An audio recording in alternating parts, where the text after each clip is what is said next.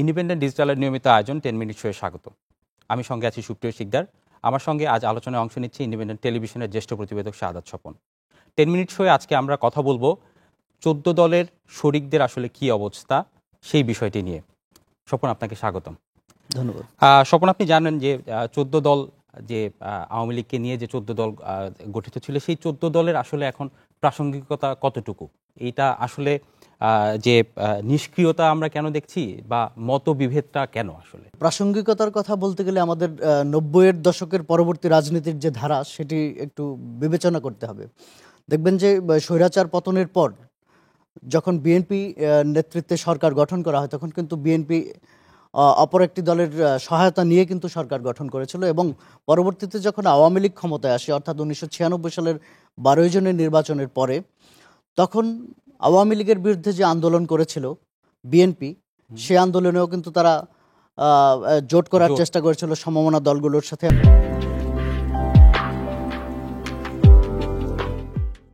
বিএনপির বিরুদ্ধে যখন আওয়ামী লীগ আন্দোলন করেছিল তত্ত্বাবধায়ক সরকারের দাবিতে, তখনও কিন্তু আওয়ামী লীগ সমমনাদের নিয়ে তারা সমমনা ছিল, পাশাপাশি তারা তাদের মতের বিরুদ্ধের দলদের নিয়েও কিন্তু জোট করেছিল।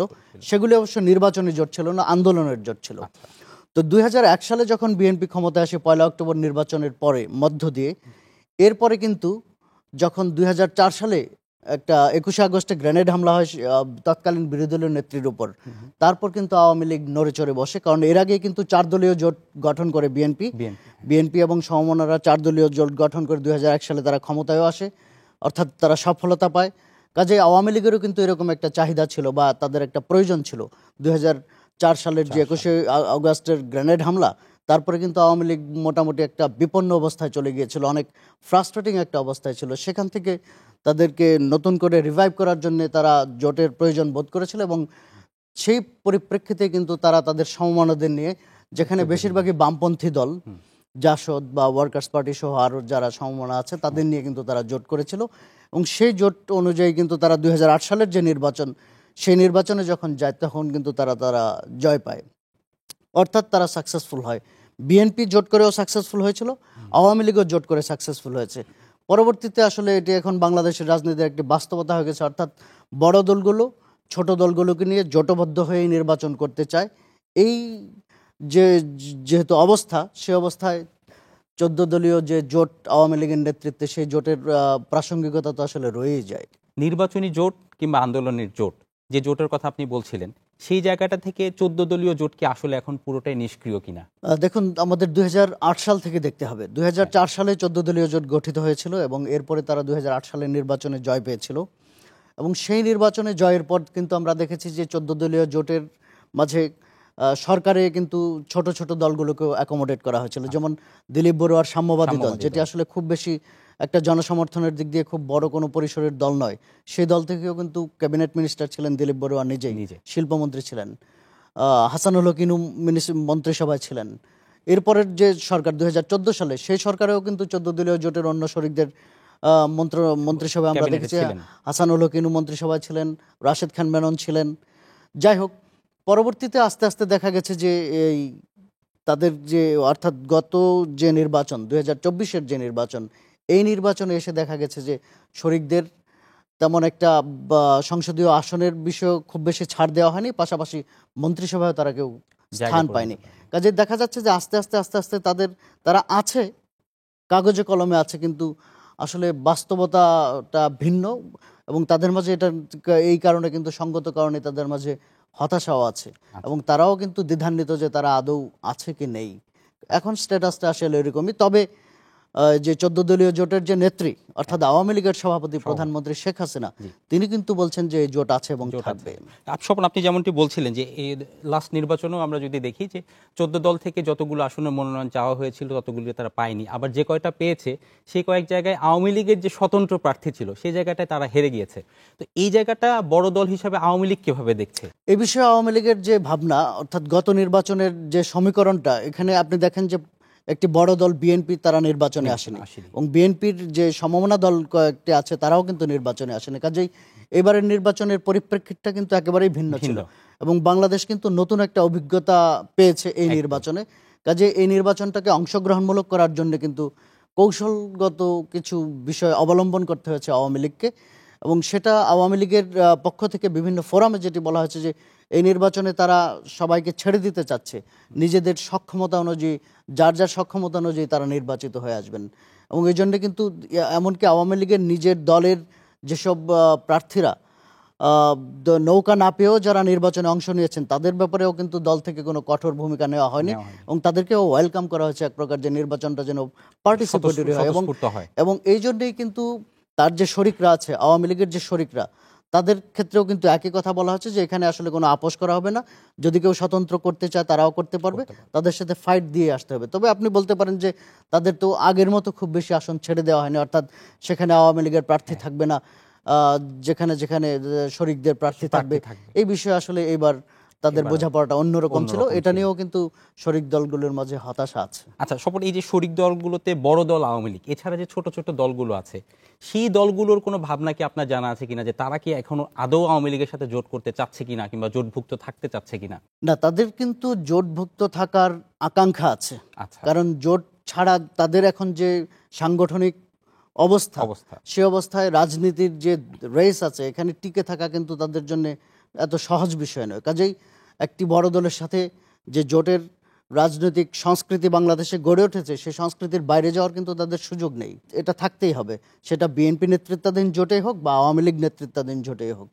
এখন যেহেতু আওয়ামী লীগ সরকারে আছে, কাজে আওয়ামী লীগ অনেক প্রিভিলেজড জায়গায় আছে, কাজে আওয়ামী লীগের সাথে তাদের না থাকার কোনো কারণ নেই। তবে তারা যেটা চায়, তাদের যতটুকু অংশগ্রহণ তাদের আছে সে অনুযায়ী তাদেরকে গুরুত্ব দেওয়া হয়, সম্মান করা হয়। যেমন গত নির্বাচনে জয়ের পর প্রায় 5 মাস চলে গেছে, এখন পর্যন্ত 14 দলীয় জোটের কোনো বৈঠক হয়নি। এটা নিয়েও কিন্তু তাদের মাঝে হতাশা আছে, এবং 14 দলীয় জোটের শরিকদের বেশ কয়েকটি দলের, অর্থাৎ প্রধান যে দলগুলো আছে তাদের সাথে আমার কথা হচ্ছে, তাদের নেতারা কিন্তু এই রকম প্রতিক্রিয়া আমাকে জানিয়েছেন। আচ্ছা স্বপন, এই এখন একটা কনক্লুশনের জায়গায় আসতে চাই যে আপনার কাছে কি মনে হয় যে আসলে সংসদীয় আসনের চাইতে বিষয়টা কি এমন যে মন্ত্রিসভায় জায়গা না পাওয়াতেই 14 দলের ভেতরে হতাশাটা বেশি চলছে? দেখুন, বলা হয়েছে যে এটা আসলে আদর্শিক একটা জোট, এবং এই জন্য বলা হয় যে সমমনা যারা মুক্তিযুদ্ধের পক্ষের, এবং তারা যেটা বলেন যে বিএনপি জামাতের যে অগ্নিসন্ত্রাস এইসবের প্রতিবাদে বা এইসব প্রতিরোধের জন্য মুক্তিযুদ্ধের পক্ষের শক্তিদের নিয়ে একটা জোট করার কথা, কিন্তু এটা আওয়ামী লীগের পক্ষ থেকেও বলা হয়েছে, এবং অন্যান্য শরিকরাও কিন্তু একই কথা বলেন। বিশেষ করে জাসদের হাসানুল হক ইনু থেকে শুরু করে সবাই কিন্তু একই কথা বলেন। কিন্তু আদতে আদর্শিক জোট তারা বলছেন, কিন্তু আদতে কিন্তু সবগুলি জোটে নির্বাচনী জোট, এবং সবগুলো দলেরই কিন্তু একটা নির্বাচনী আকাঙ্ক্ষা থাকে, তাদের সংসদে পার্টিসিপেশন থাকবে, মন্ত্রিসভায় পার্টিসিপেশন থাকবে, এরকম আকাঙ্ক্ষা কিন্তু থাকে। যদি সংসদেও না থাকে কোনো দল, মন্ত্রিসভায়ও না থাকে, তাহলে তো আসলে তার খুব একটা অস্তিত্ব রাজনীতিতে থাকে না। অর্থাৎ থাকে, কিন্তু সেটা খুব বেশি ভাইব্রেশন দিতে পারে না, বা তার কর্মী সমর্থকদেরও কিন্তু দলের প্রতি আকৃষ্ট করতে পারে না। কাজেই সব দলে কিন্তু চায় তার দলে নতুন কর্মী সমর্থক আসবে, তাদের নতুন প্রস্তাবনা থাকবে, তারা মানুষের জন্য কাজ করতে পারবেন, কাজ করার জন্যও কিন্তু সরকারে থাকার দরকার আছে। কাজেই যে জোটের নেতৃত্বে, যে জোট এখন সরকারে আছে আওয়ামী লীগের নেতৃত্বে, সেই জোটের শরিকরা তো স্বাভাবিকভাবে চাইতে পারে যে আমরা যখন আন্দোলনে তোমাদের সাথে আছি, নির্বাচনেও তোমাদের সাথে, আমরা তো তাহলে সরকারে থাকতেই পারি। আচ্ছা স্বপন, আর একটা বিষয় আপনার সাথে একটু আগে কথা হচ্ছিল শরিক দলগুলো নিয়ে, শরিক যে ছোট ছোট দলগুলো আছে সেগুলোর মধ্যে আমরা দেখেছি কিছু কিছু বিভক্তি চলে আসছে। সেই বিভক্তির জায়গা থেকে আপনিও বলছিলেন যে শরিক দলগুলো ছোট হওয়াতে রাজনৈতিকভাবে তারা অতটা শক্তিশালী না, তারপরও যে এখন যে ভাঙনটা দেখতে পাচ্ছি, যে বিভক্তিটা দেখতে পাচ্ছি, এটা থেকে মনে হয় যে এই শরিক দলগুলোর আদৌ কোনো রাজনৈতিক গ্রহণযোগ্যতা আছে?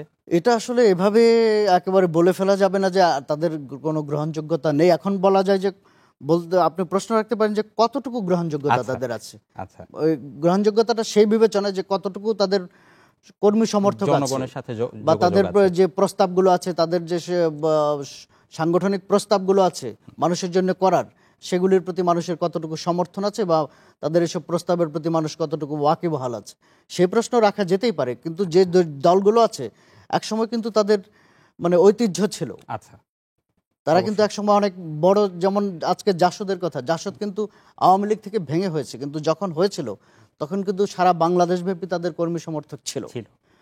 জাসদ কিন্তু এখন আস্তে আস্তে ভাঙতে অনেক ভাঙনের মুখে এখন বেশ ছোট একটা পরিসরে চলে এসেছে।